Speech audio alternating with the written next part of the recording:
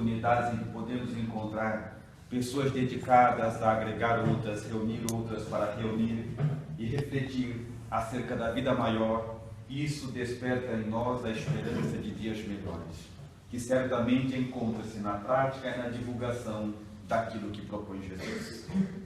Agradecemos aos amigos todos que aqui estão, que venceram o frio, e olha que não é fácil, venceram o frio para estar aqui e da mesma forma faz com que a nossa reunião seja agregada de maior valor e importância. Agradecemos aos espíritos amigos que nos sustentam e a eles fica o mérito de qualquer coisa que essa reunião possa produzir. Mas trabalhemos. Era uma noite fria, naturalmente outonal, não tanto quanto essa. E eu estava pensando a que deveria dedicar a minha atenção para o meu próximo livro, meu próximo trabalho. Eu gostaria de escrever sobre algo diferente que eu ainda não houvera feito, mas deveria ser algo que fosse ao encontro das minhas necessidades particulares, ou não as poderia escrever, e que fosse ao encontro da necessidade da maioria das pessoas para que a obra fosse útil. Porque a grandeza de uma obra assenta-se, inequivocamente, na quantidade de pessoas beneficiadas por ela. Quanto maior a quantidade de pessoas beneficiadas, maior é, por assim dizer, a própria obra. Então eu pensei, mas eu confesso que não foi difícil chegar à conclusão de que falar sobre a queixa, a lamentação, a reclamação contra a vida ou a providência divina fosse algo inerente à vida da maioria de nós, porque nós reclamamos muito. Reclamamos muito o tempo todo de todas as coisas, reclamamos do governo, da família, da sociedade, se é perto ou muito longe, calor ou frio demais. Reclamamos tanto que no nosso caso eu chego a concluir que reclamar da vida já é algo social, já é algo cultural, já está inserido no nosso patrimônio de valores. Quando saímos de casa decididos a não reclamar de nada, falta até assunto. A gente não sabe o que falar. Começamos a olhar em volta e não sabemos como iniciar uma conversa, como estabelecer um diálogo. Aí fica aquele silêncio sepulcral. Ninguém sabe como dar início a uma conversa até que alguém diz assim: frio não? Aí começamos a conversar. Aí alguém já lembra de uma dor que tem, conta também. Outro de uma dificuldade que está passando, conta também. Talvez se disséssemos algo nobre, altruísta, edificante, não nos dariam atenção. Mas basta reclamar de alguma coisa que rapidamente lembramos de outra para reclamar também. Então é social, é cultural, já faz parte da nossa maneira condicionada de ver a vida e as coisas à nossa volta. E o exemplo que nós temos disso é que nós vamos reclamando hoje, amanhã, depois, um pouco mais, e pelo esforço da nossa própria cultura, acabamos inserindo em nós próprios uma personalidade queixosa. Aí não tem mais jeito. Para onde vamos, onde olhamos, só vemos aquilo que provavelmente não vai bem, não vai dar certo. E aí nós ficamos viciados a isso. Mesmo que a vida nos mostre algo de positivo, vamos achar algo para lamentar, para reclamar. Por exemplo, o Natal. Porque o Natal é uma época mágica, é ou não é?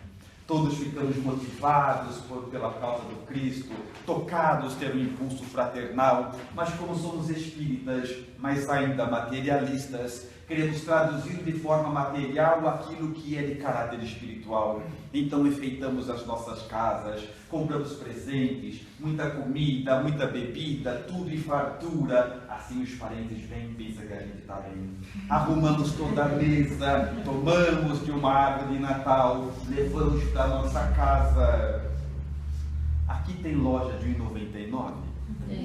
Aí você vai em 99 e compra aquela caixa de pisca-pisca que vem 1.000. Tira da caixa já na certeza de que nunca mais ninguém coloca aquilo ali. Enfeita a sua árvore toda. Mas quando a gente compra pisca-pisca em loja de R$1,99 é padrão. Uma já não acende. Mas é Natal, não tem problema. Você enfeita a sua árvore e no dia e hora estabelecidos começam a chegar os parentes. Quem vem primeiro? Sogra. Dá um descanso aqui. Essa aqui, a tia vem primeiro porque tia é uma criatura estranha, é ou não é? Ela sempre acerta uma hora errada de vir na casa da gente. A sua tia vem trazendo aqueles sobrinhos que você adora.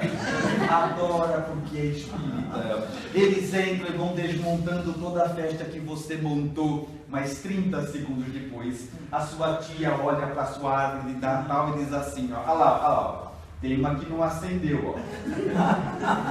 Das 999 que estão ali firmes, piscando, ninguém diz coisa alguma. A única que não acendeu vai chamar nossa atenção. Então nós somos assim. Já temos uma postura cultural, somos condicionados a caminhar sempre falando, dando atenção e observando aquilo que não vai bem, que não dá certo. E aí se estrutura toda a nossa vida.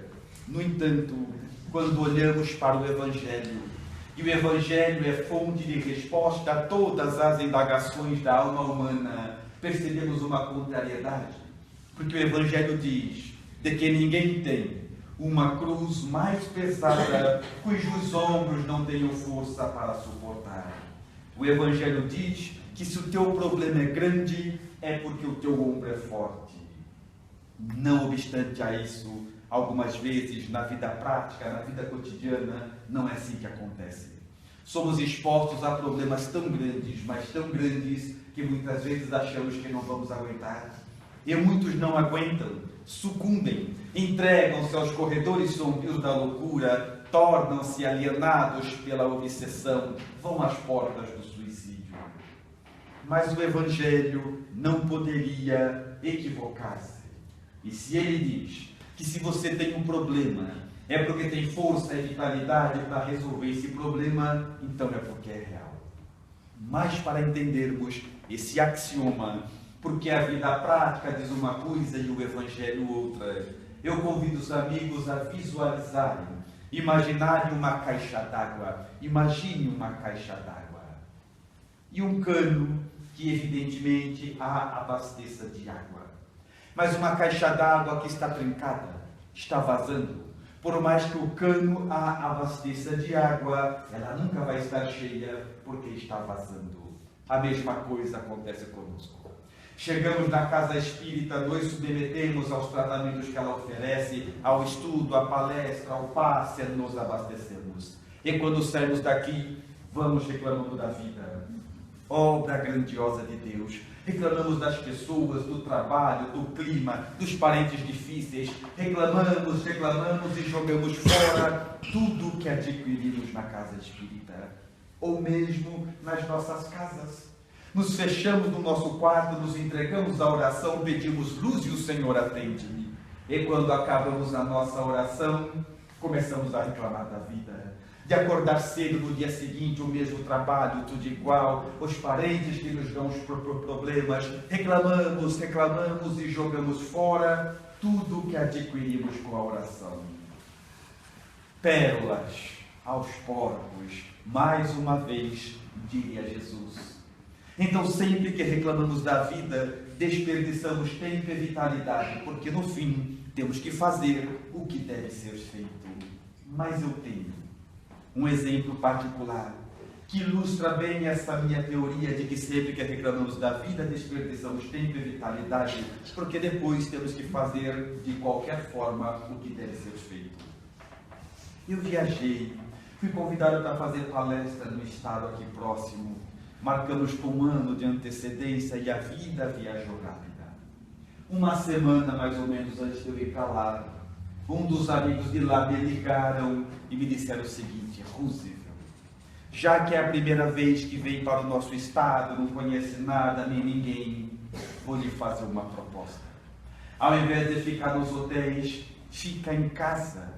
A minha casa é enorme, eu e meu marido apenas, não tem filho, todo mundo saiu, outro viajou, outro casou, a casa é enorme, fica em casa. Assim, nós acompanharemos você pelas palestras. Agradecido sempre, eu respondi aos amigos que eu prefiro os hotéis. porque é lá que eu trabalho, é lá que eu escrevo, tenho palestra quase todos os dias, eu durmo muito pouco, escrevo a madrugada toda, e me constrange fazer isso na casa das pessoas, mas ele insistiu, fica em casa, não vai atrapalhar ninguém, faz questão. Quando o espírita fala faço questão, equivale a obrigatório. Aí eu aceitei. No dia seguinte viajei para lá, mas cheguei tarde da noite, pouco contato tivemos. Nos apresentamos e fomos dormir. O outro dia, pela manhã, seria o nosso primeiro encontro, tecnicamente falando. Eu e o casal apenas. Uma casa verdadeiramente grande, uma mesa de café da manhã muito bem posta, mas aquele silêncio inicial.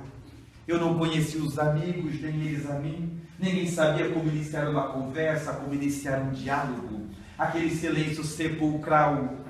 Até que o dono da casa, na melhor das intenções, ele olhou para uma janela lateral que dava acesso ao quarto da família e disse assim: Roosevelt, pena que hoje vai ter pouca gente no centro, porque vai chover.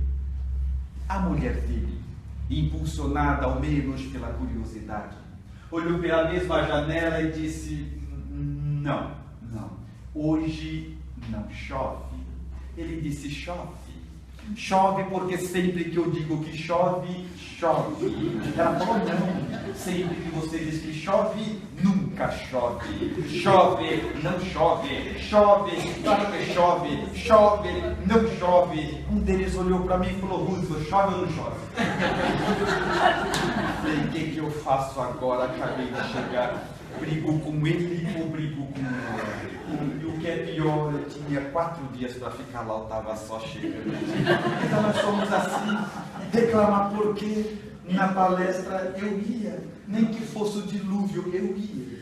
Iria falar para quem estivesse lá. Então nós reclamamos, e depois temos que fazer o que deve ser feito.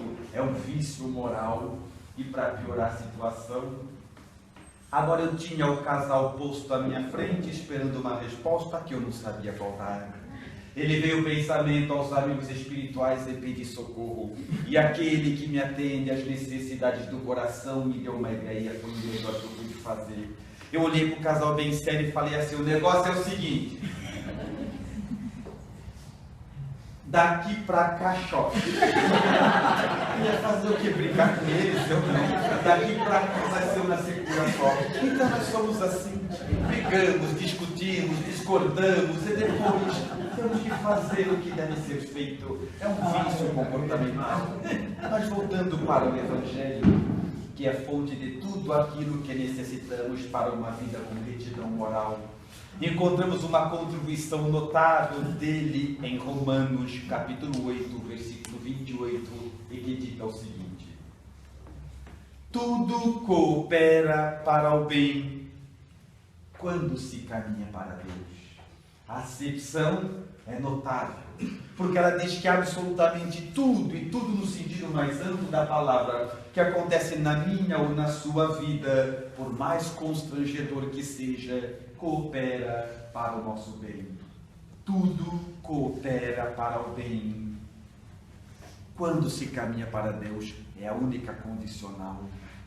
E nesse momento, cada um dos amigos certamente está pensando no próprio problema e dizendo: ah não, alguma coisa está errada.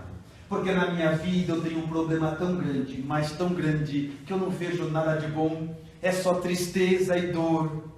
Eu sei. É que no momento nós nos comportamos igual a criança, que no vigor dos seus 6, 7 anos de idade é levada pelo pai ou pela mãe para tomar vacina, tomar injeção. Chegando ali, o pai segura a criança à força, um estranho aplica a injeção, e se interrogarmos a criança sobre o acontecido, ela não vai guardar nada, senão a dor. Até que um dia ela cresce, se torna adulta, tem a consciência amadurecida, e agora que cresceu, que amadureceu, agora já pode entender que, se a interrogarmos sobre a injeção, se é que ela vai lembrar, agora que amadureceu, já pode entender que aquela dor foi insignificante, se comparada a tudo que ela ganhou, a tudo que ela adquiriu. que aquela dor foi insignificante se comparada aos benefícios que ela teve, a mesma coisa acontecerá conosco. Porque um dia cresceremos em moral, em espírito, e o dia em que crescermos, olharemos para trás, para os problemas e as angústias de hoje, e poderemos então entender que elas foram insignificantes se comparadas a tudo que trouxeram para o nosso patrimônio moral. Porque os nossos piores dias, as nossas maiores dores, elas têm a capacidade de trazer para a nossa alma lições tão notáveis que as nossas maiores felicidades não chegariam nem perto. Os nossos piores dias, as nossas maiores angústias, elas têm a capacidade de trazer para o nosso patrimônio moral lições tão importantes que os nossos dias de maior felicidade não chegariam nem perto. Tudo coopera para o bem quando se caminha para Deus. Mas os amigos recordam do que ocorreu 11 de setembro, sim ou não? Sim. A queda das Torres Gêmeas. Uma página de vergonha no currículo da humanidade que mostra o nível de educação e cultura de alguns espíritos que ainda vivem entre nós. Mas há um autor norte-americano que teve uma ideia brilhante. Ele começou a procurar todas as pessoas que trabalhavam nas Torres Gêmeas, mas que exatamente naquele dia não foram trabalhar. Então não morreram, estão vivas, e as entrevistou para escrever um livro. E entrevistou primeiro o senhor fulano de tal. E ele contou que naquele dia estava saindo de casa com seu veículo no horário de sempre, no caminho habitual, e no meio do caminho, do trajeto, bateu o carro. Bateu o carro, estragou bastante, machucou-se também, e assim não foi trabalhar. Não foi trabalhar, então não morreu. Está vivo, sabe por quê? Porque deu errado. E entrevistou a senhora fulana de tal. E ela contou que naquele dia estava saindo para trabalhar, mas ainda no pórtico da própria casa viu o filho que passava mal, pegou a criança nos braços que vomitava, correu para o hospital, então não foi trabalhar. Não foi trabalhar, então não morreu. Está viva, sabe por quê? Porque deu errado. E escreveu um livro inteiro com pessoas que só estão vivas porque naquele dia alguma coisa deu errado. Tudo coopera para o bem quando se caminha para Deus. Isso significa, espírita, na prática, que se você fez um plano para a sua vida, de chegar a determinado objetivo e chegou em outro, talvez não esteja onde você quer, o que não quer dizer que esteja no lugar errado. Se você fez um plano para a sua vida, de atingir determinado objetivo, de atingir outro, talvez não esteja onde você deseja, mas está certamente onde a vida quer, e isso é o mais importante. Tudo coopera para o bem quando se caminha para Deus. Mas voltando às queixas, reclamar da vida tem várias situações que aumentam as suas complicações, e uma delas é que reclamar da vida é contagioso. Você já viu isso ou não? Você pode estar tranquilo na sua casa, na mais absoluta paz, e vir alguém de fora e começar a reclamar, a gente reclama também. Rapidamente lembra de alguma coisa. É tão contagioso que as crianças já reclamam da vida. Vocês têm criança em casa, sim ou não? Não? A outra vez que eu vi Altrava, onde eu venho tem bastante. Mas o que é que encontraram e observam? As crianças já reclamam da vida. É o contato com os pais. A criança vai crescendo, vê que o pai reclama da vida, a mãe reclama da vida, elas aprendem a reclamar da vida. Não tem jeito. E o que é pior? Qual que é a nossa maior reclamação? Trabalha. É o que gostar a gente não gosta. Trabalha porque Jesus não nasceu ontem. E a vida é reguladamente sábia para colocar cada um de nós no seu lugar. Mas gostar a gente não gosta. Tanto é que quando se diz para alguém assim, se ganhar na Mega Sena acumulada sozinho, o que você faz? Nada. Nunca mais faço nada. Então gostar a gente não gosta. Então a gente reclama muito de trabalhar. e a criança vai crescendo e vê a mãe reclamar. A mãe diz que ela não aguenta mais, ela trabalha dentro de casa, fora de casa, em cima da casa, ninguém reconhece, ninguém dá valor, ele já se viu, não vale a pena. E a criança vai crescendo. E o pai diz que ele não aguenta mais. Ele se mata na empresa, carrega a empresa sozinho nas costas, o patrão fica rico, ele não sai do lugar, ele não aguenta mais. E a criança vai crescendo. Lá pelos 10 anos de idade, o seu filho já tem raiva do patrão que ele vai. Seja ele quem for, deve ser um cachorro. Porque o pai sofre tanto, a mãe sofre tanto para trabalhar, ele vai sofrer também. Então é contagioso. No entanto, as crianças de hoje não são como nós éramos crianças. São diferentes. Têm uma maior predisposição em aprender. Elas são crianças adiantadas de nós. Então reclamam da vida, mas já reclamam dizendo assim: um dia quando eu fizer 15, aí eu vou estar bem. Porque com 15 anos ninguém manda mais de mim. Com 15 anos eu que resolvo a minha vida. Elas reclamam dos 6, 7, 8, sei lá quanto até os 15. E quando ela faz 15 anos, adivinha que ela descobre, espírita? Ela descobre que 15 anos é um inferno. Ninguém merece ter 15 anos. Porque com 15 anos o problema é o seguinte: com 15 anos ela cresceu. Ela cresceu, agora já não é mais criança. Mas também não é adulto. Então com 15 anos ela é um negócio. E com 15 anos agora é mocinha, é mocinho, quer namorar, mas não tem casa, não tem dinheiro, não tem nada, então aprende que o amor é lindo, mas andar a pé cansa, a chuva molha. Ela fala 15 anos é o inferno, ninguém merece. Mas quando eu fizer 21, aí eu vou estar bem, que com 21 já sou de maior, com 21 já vou estar bem. Aí reclamamos dos 15 até os 21. E quando você faz 21, adivinha que você descobre, espírita? É um inferno 21. E o problema dos 21 é o seguinte: namorado e namorada você já tem. O que você não tem é tempo para dar atenção que eles pedem, porque você disse que com 21 entrou na faculdade e já devia. Então com os 21, namorado e namorada você tem, mas do outro lado tem o pai e a mãe.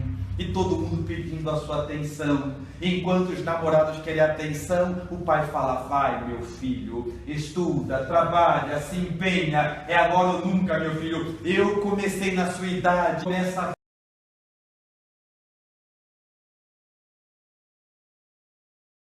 Dizem: vai meu filho, estuda, trabalha, se dedica, vai meu filho. Ou vai ficar que nem teu pai: vai meu filho, é tudo junto ao mesmo tempo. Você diz 21.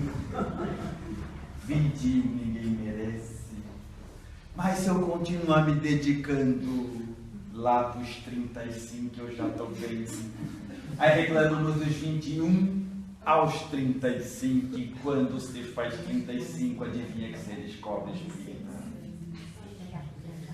Não é fácil ter 35, é ou não é? Porque o problema dos 35 é o seguinte: o problema dos 35 é que a gente tem data de vencimento para casar. Percebeu, não? Principalmente elas, as meninas. Fez 35 e não casou, aonde você chega, esse é o assunto. Fica todo mundo em volta falando: vai casar. E a gente se defende, dizendo que não pode casar, porque não tem casa, não tem dinheiro, não tem enxoval, não tem nada. E fica todo mundo querendo convencer a gente de que as palavras suaves e prestações combinam. Você faz um carnê aqui, um financiamento lá, empresta dinheiro numa sogra, vai morar no fundo da outra, entende o que é expiações e provas. Fala 35, ninguém merece. Mas se eu continuar me dedicando, lá para os 45 eu já estou bem, é ou não é? Aí reclamamos dos 35 aos 45, e quando você faz 45, adivinha que você descobre? 45 é o inferno. Porque o problema dos 45 é o seguinte: com 45 os filhos já nasceram. E cresceram o suficiente para olhar para tua cara e falar assim: não pedi para nascer, se vira. Você começa a pagar a conta dos filhos agora. Quando você acha que vai começar a trabalhar menos, você descobre que vai trabalhar mais. Você fala: 45 ninguém merece. mas quando eu me aposentar, aí sim eu vou ficar bem. É ou não é, espírita? Porque a aposentadoria é a antessala do paraíso, a ociosidade é remunerada. É não fazer nada, é ganhar, é tudo que a gente quer. Aí reclamamos dos 45 até na aposentadoria, e quando você se aposenta, adivinha que você descobre? Calma um pouco, espírito, que aposentar é um pouco diferente. Aposentado é um pouco diferente pelo seguinte: a aposentadoria, os primeiros meses de aposentadoria tem uma cara meio de férias, já viu isso ou não? Tá todo mundo com pressa e você tá com tempo. Tá todo mundo correndo antes que o banco feche e você tá pensando se dá uma volta pro cachorro antes do dia do almoço. É um período mágico. Aí você pega o seu cachorro e vai andar na rua que tem os bancos para todo mundo ver que você tá com tempo. E se precisar ir no banco, não tem problema nenhum. Que agora que você tem tempo, pode passar na frente. Nem precisa, mas já que é um direito, você usa. Assim fica mais tempo sem fazer coisa alguma. Mas depois que passa esse período mágico, lúdico, edificante, somos chamados à razão. Aí aposentado é mais ou menos assim, espírita. Ou você não está fazendo nada, ou você está fazendo tudo que não é seu. Porque todo mundo olha para sua cara e fala assim: já que você não está fazendo nada, empurra alguma coisa para você. Você fala: aposentado ninguém merece. Ou mesmo é quando eu era criança. E o processo começa tudo novamente. Conclusão espírita: quem reclama da vida em qualquer fase são aqueles que vão reclamar a vida toda. Porque a finalidade da vida é desafiar o homem. Ela sabe que desafiados desenvolvemos aquilo que trazemos na alma. A vida, independente da fase que esteja, do degrau que ocupamos, do nosso nível social, ela sempre vai colocar desafios no caminho do homem para nos fazer progredir, caminhar à frente. Porque se não fossem os nossos problemas, sabe onde estaríamos hoje? Nas cavernas.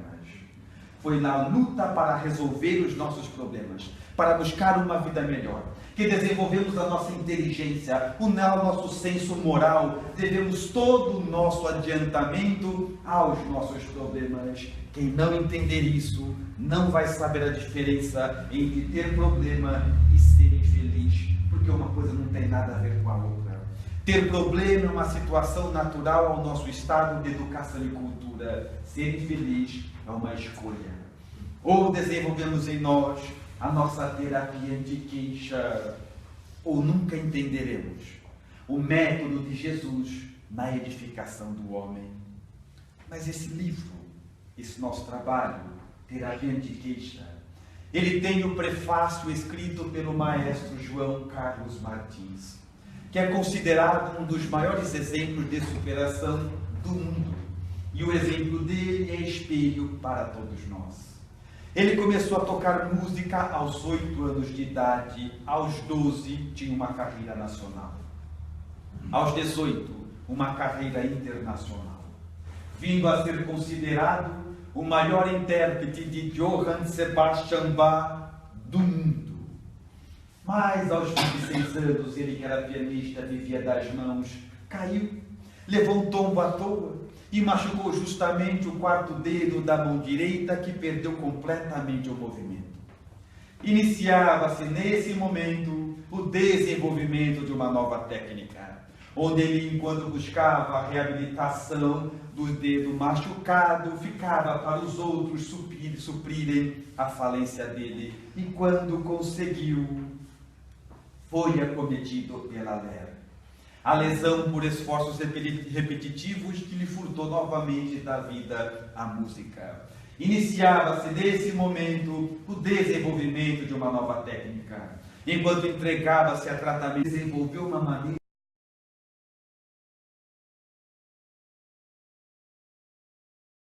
de um teatro, foi assaltado e golpeado na cabeça por uma barra de ferros e teve o lado direito inteiro paralisado. Iniciava-se nesse momento o desenvolvimento de uma nova técnica. Enquanto buscava a reabilitação para o lado direito, desenvolveu uma maneira de tocar piano somente com a mão esquerda. E quando conseguiu, Apareceu um tumor na mão esquerda. Os médicos tiveram que amputar alguns nervos e os dedos não funcionariam mais. Iniciava-se nesse momento o desenvolvimento de uma nova técnica, onde ele desenvolveu uma maneira de tocar piano somente com 2 dedos de uma mão e um da outra. Mas a questão é, e nós espíritas? E nós que conhecemos a Jesus e que temos o Evangelho? Quando está nos desígnios de Deus experimentarmos, provarmos, o que fazemos nós? Nos abatemos, entristecemos, perdemos a propriedade de sorrir logo nós. De que vale confiar em Jesus, ser espírita, ter o Evangelho e caminhar lá fora tão abatido quanto aqueles que não conhecem? Há de ter na nossa conduta algo que nos diferencie daqueles que não são espíritas. Nosso Maestro, pela perseverança no bem e o desenvolvimento da ciência, teve alguns movimentos devolvidos, mas é nós, quando está nos desígnios de Deus, provar em nós a confiança nele e na vida, o que fazemos? Nos abatemos, caminhamos pela rua esparramando as nossas dores e tristeza, e toda a tristeza manifestada impulsiona os tristes a serem mais tristes. Aí começamos a andar pela rua, produzindo mais gente triste pela nossa tristeza. Logo nós, espíritas, ou estabelecemos uma terapia anti-queixa, ou nunca entenderemos a figura de Jesus na edificação da alma humana. Mas voltamos para o Evangelho. O Evangelho, e no capítulo 16 de Mateus, um dos biógrafos de Jesus, ele deixa também a sua contribuição, dizendo: eu lhes darei as chaves do reino dos céus. Tudo o que ligares na terra será ligado também no céu. Fazendo uma reflexão a essa questão e as nossas queixas, podemos descobrir algo muito interessante. Primeiro ele diz: eu lhes darei as chaves do reino dos céus. E quem tem a chave pode o quê? Entrar e sair quando desejar, igual a você que tem a chave da sua casa. E depois ele dá a chave. Tudo o que ligares na terra será ligado também no céu. Colocando sobre essa questão as nossas queixas, na prática seria mais ou menos assim: acordamos de manhã e começamos a reclamar da vida, que está muito calor, sol e temos que sair a pé. Outro dia que está muito frio e chuva e temos que sair a pé. Outro dia que não temos aonde ir, porque não temos emprego. Noutra que o emprego que temos nós não gostamos. Reclamamos, reclamamos, reclamamos. E as nossas reclamações encontram ressonância no mundo espiritual e atraem para nós criaturas perturbadas, desencarnadas, que também não estão satisfeitas com a posição em que ocupam. Acham que a vida não lhes deu o que era justo, ou deu o que não mereciam. Viciamos o nosso próprio pensamento e atraímos as consciências viciadas do mundo extracorpóreo. Tudo o que ligares na terra será ligado também no céu. Allan Kardec, percebendo a complexidade da questão, em O Livro dos Espíritos, na questão 459, interroga novamente aos imortais da seguinte forma: os espíritos podem influenciar os nossos pensamentos e as nossas ações? E a resposta é notável. Os espíritos dizem que sim, claro que sim. E no que tange a isso, muito mais do que imaginais, são eles que vos dirigem. Entendeu a complexidade da questão, espírito? Ainda não. Reclamamos da vida e atraímos criaturas perturbadas. Depois são eles que nos dirigem. Percebeu que a gente é triste? Às vezes não está acontecendo nada, a gente até acorda bem, mas no mesmo dia a gente está bem, volta mais, está bem, volta mais, está bem. São eles que nos dirigem. Allan Kardec ainda, vendo que o assunto é vasto, na mesma obra já citada, na questão 467, agora questiona-os: mas o homem não poderia livrar-se das solicitações desses espíritos perversos, nos convidando para fazer o mal. Ele pergunta se nós não podemos resistir ao convite dos maus espíritos. E a resposta é inundada de clareza. Eles dizem sim, claro que sim, porque esse tipo de espíritos perversos não se ligar, a mesma expressão utilizada por Mateus, não se ligam a ninguém, senão quando são chamados pelo desejo e pelo pensamento. Nós também escrevemos uma obra inteira somente sobre o desejo, porque o desejo é algo que fica dentro de nós, disfarçado pelo nosso pensamento, e nós nem sempre sabemos o que na realidade estamos desejando. Mas esse tipo de espíritos não se liga a ninguém, senão quando são chamados pelo desejo ou pelo pensamento, respondem os espíritos a Kardec. Conclusão: ninguém é perturbado por um espírito que não elegeu. Ninguém é atormentado por um espírito que não chamou, pelas próprias disposições mentais, pelo tipo de pensamento que cultiva. Então eu gostaria que esse nosso trabalho, essa nossa obra, tivesse algumas questões práticas, que auxiliassem quem deseja parar com o vício da queixa a conseguir intento. Porque parar de reclamar da vida não é fácil. Porque nós reclamamos da vida há muitas vidas. Então, quando queremos parar de reclamar, logo que nos distraímos, começamos a reclamar também, reclamar de novo. Então, eu queria que tivesse algo prático para auxiliar os que querem abandonar a queixa. Eu tive algumas ideias e vou passar aos amigos na intenção de que sejam úteis. A primeira questão prática que eu idealizei aos que querem abandonar o vício da queixa é o seguinte, espírita: vocês já foram para a Bahia, sim ou não? Ninguém foi para a Bahia? Sabe aquela fitinha que quem vai atrás para a gente amarrar no braço?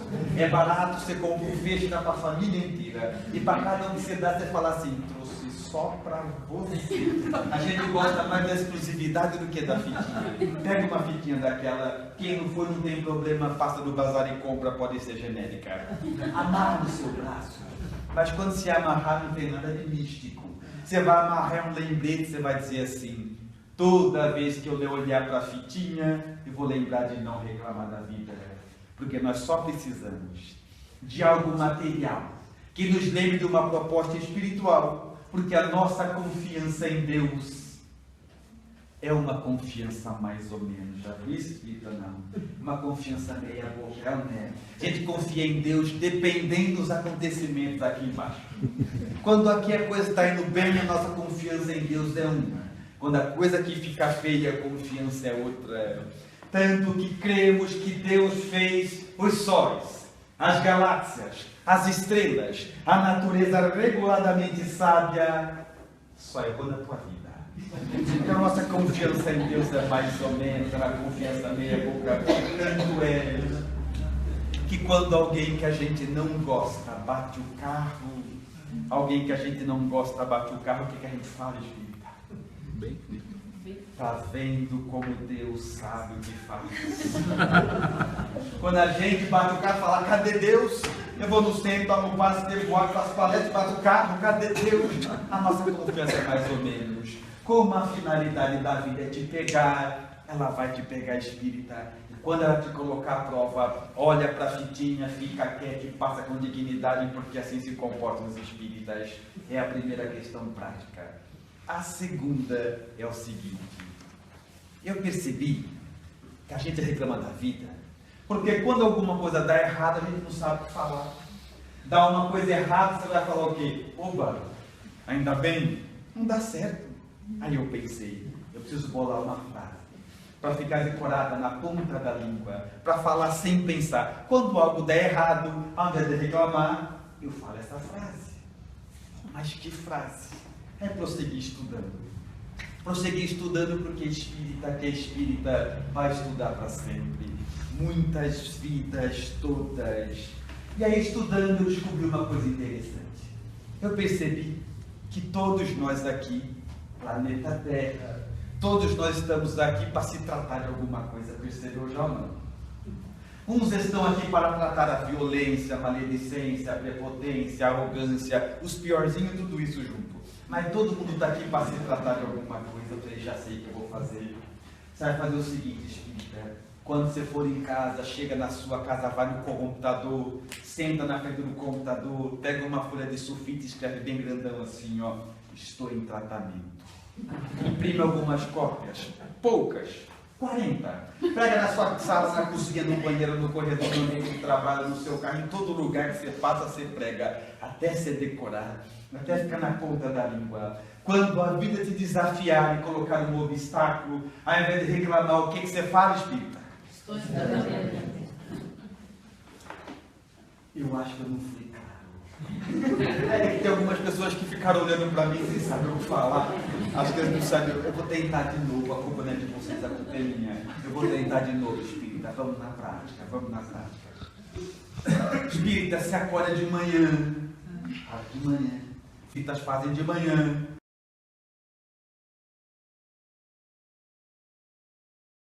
Abre a janela, agradeça a Deus por mais um dia. Isso é o que fazem todos os dias. Então se acorda de manhã, faz tudo aquilo que os espíritas fazem de manhã, se troca para ir trabalhar, porque os espíritas adoram trabalhar, não sei o que eles têm. Senta para tomar café de manhã tranquilo e sem pressa, porque os espíritas cuidam da máquina, sabem que prestaram contas. E quando está na hora de você sair para trabalhar, você que está tomando café tranquilo ali, quando está na hora de você sair para trabalhar, como a finalidade da vida é te pegar, você derruba a xícara de café na própria roupa. O que você fala, espírita? Estou em tratamento. Levanta da mesa sem empurrar a cadeira que você está em tratamento. Vai para o seu quarto, abre o guarda-roupa, tira a roupa suja, pega uma roupa limpa, veste a roupa limpa, fecha a porta do guarda-roupa sem bater, você está em tratamento. E sai na sua casa desejando um bom dia a todos, porque assim se comportam os espíritas. É fácil, não é? Minha técnica é infalível, pode fazer. Aí você vai indo trabalhar na mais tranquila paz, vai no caminho do seu trabalho. Mas como a finalidade da vida é te pegar, você está indo em paz para o seu trabalho. Mas você lembra que a primeira vez que você ia sair teve que voltar a trocar de roupa, que derrubou o café? Está lembrado ou não? Então agora você está atrasado para o trabalho. E quando nós estamos atrasados para o trabalho, quem é a primeira pessoa que a gente encontra? Porque eu não sei se vocês já estudaram isso nessa casa. Porque chefe tem uma mediunidade específica. Porque chefe é aquela criatura que chega cedo quando você chega tarde. E vai mais tarde, sempre você vai mais cedo. Então está chegando atrasado, dá de cara com seu chefe que não está bem, porque não deu terapia de queixa. E ele desconta em você todas as angústias. Ele diz, o nosso país é um país em terceiro mundo por causa desse tipo de comportamento. E a nossa empresa não se desenvolve por causa desse tipo de postura. E sabe o que você fala com seu chefe? Você não pode esquecer. Ele não vai entender nada porque nem atestado você tem, vai ser visto aí tratamento. Desculpa-se com ele. Se predisponha a compensar o tempo perdido porque ele tem razão. É nossa obrigação administrar o nosso dia. E vai trabalhar sem descontar nas pessoas à volta, porque assim se comportam os espíritas. É fácil ou não é? Eu falei. E se fizermos assim, no final do dia, você vai ser envolvido por uma estranha paz, que há muito tempo não experimenta.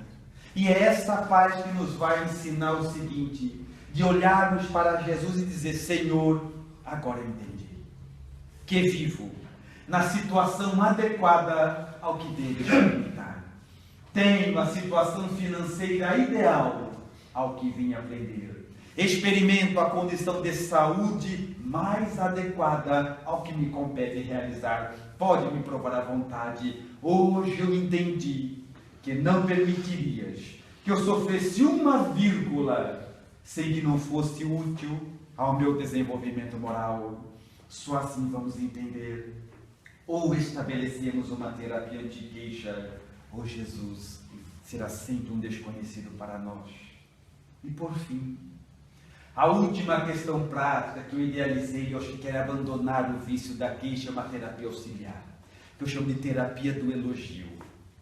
Vocês já perceberam que a gente não elogia mais ninguém? Perceberam, não, Espírito? Quando foi a última vez que você elogiou a sua esposa, o teu marido, que cantou a beleza dos filhos, que elogiou o teu funcionário, o teu patrão, o teu amigo, o teu irmão, que elogiou o trabalhador espírita, que chegou antes para que tudo estivesse em ordem? Não elogiamos mais ninguém.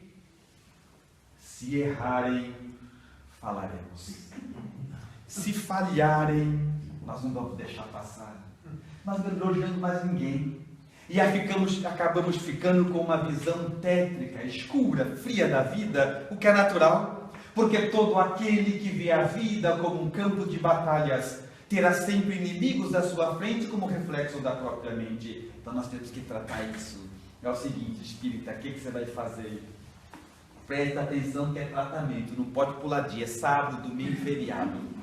No mínimo 3 elogios por dia, todo dia a sua vida muda, eu garanto. Elogia qualquer coisa, os animais, a vida, as plantas, as pessoas, o dia, a noite, qualquer coisa. 3 elogios por dia, no mínimo, sua vida muda, eu garanto.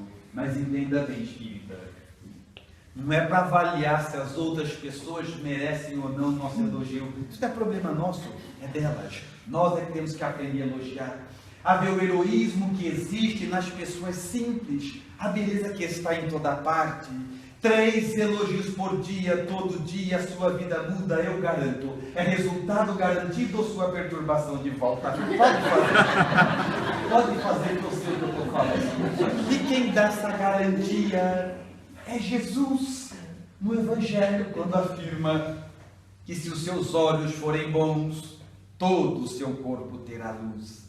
Ele não diz se a situação estiver boa, mas se nós tivermos capacidade de, numa situação ruim, enxergar coisa boa, a edificação do homem, o nosso desenvolvimento intelectual, moral, as pessoas solidárias que aparecem, se nós tivermos capacidade de enxergar além das aparências, todo o seu corpo terá luz.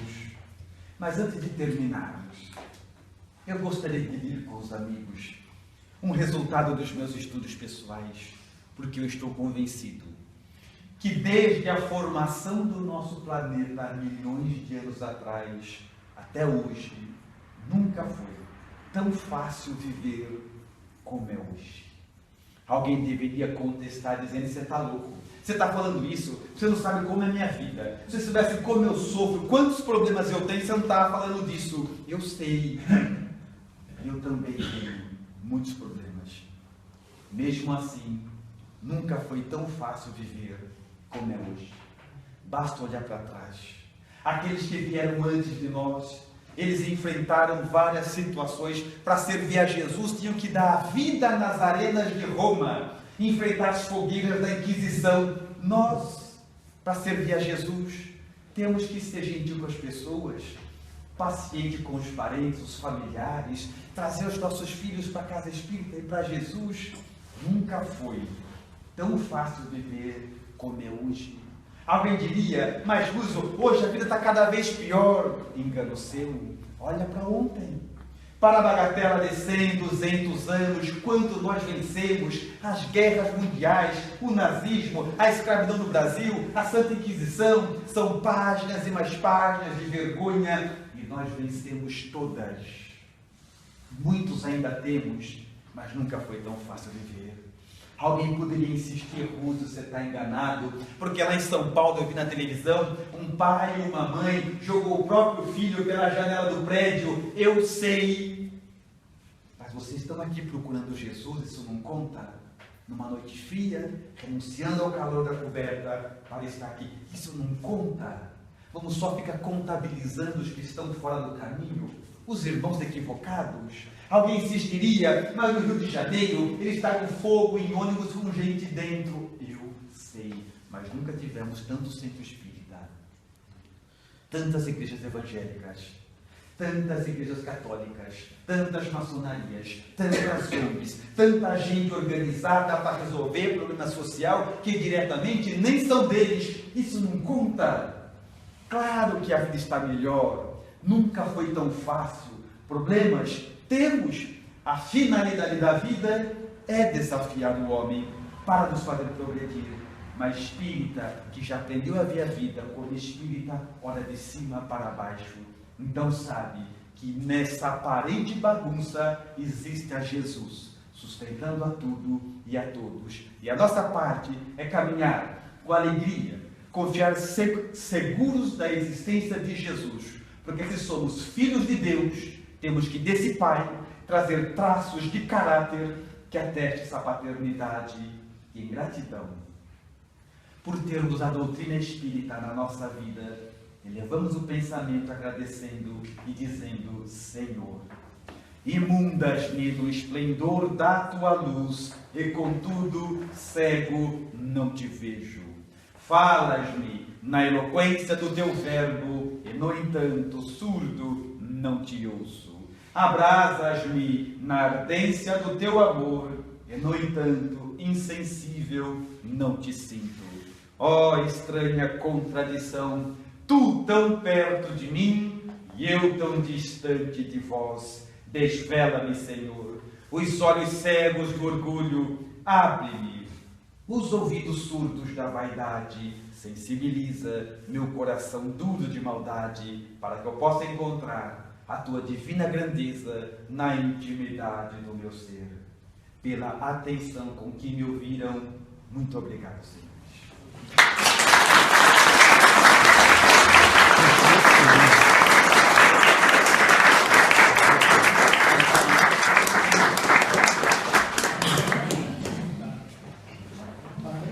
Pessoal, parabéns, muito obrigado pela palestra. Gostaria de agradecer hoje, eu tentei fazer o teste aqui, a palestra foi transmitida ao vivo pelo Facebook, acho que tinha umas 30 pessoas assistindo, então a casa estava cheia, vamos assim. Só que a turma lá do Facebook não vai ter o sorteio do livro e depois não vai tomar o nosso chá quente com bolo. E não vai receber o passe. Anda só virtual.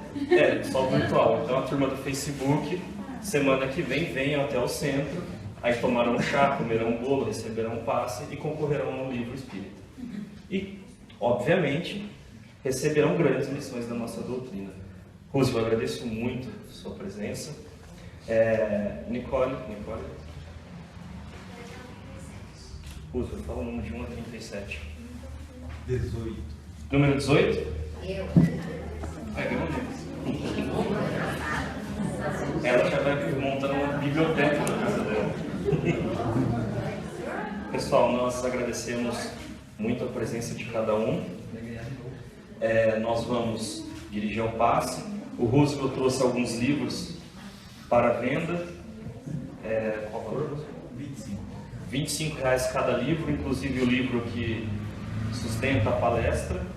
Então, aqueles que tenham interesse, nós estaremos aqui. Após o passe, compre o livro e se dirijam até lá na frente para comer um bolo e tomar um chazinho quente, porque hoje o frio está difícil.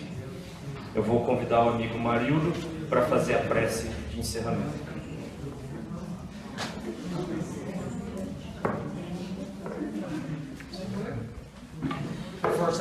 Reforça então as palavras do Paulinho aqui, pelas palavras amigas que o nosso amigo nos trouxe nessa noite. Então só nos resta agradecer este banquete espiritual, elevando os nossos corações, nossos pensamentos à hora, mais uma vez, e agradecer, Mestre, por nos inundar de preciosos ensinamentos, e no futuro próximo fará com que todos nós, emanados num só pensamento, possamos nos congregar, fazendo com que a caridade, a benevolência, seja uníssono em todos os povos, em todas as nações. Ave Maria, Senhora do amor que ampara e redime, ai do mundo se não fora a vossa missão sublime. cheia de graça e bondade. É por vós que conhecemos a eterna revelação da vida em seus dons supremos. O Senhor sempre é convosco, mensageira da ternura, providência dos que choram nas sombras da desventura. Bendita sois vós, Rainha, estrela da humanidade, rosa mística da fé, lírio puro da humildade. Entre as mulheres sois vós, as mães das mães desvalidas, nossa porta de esperança e anjo de nossas vidas.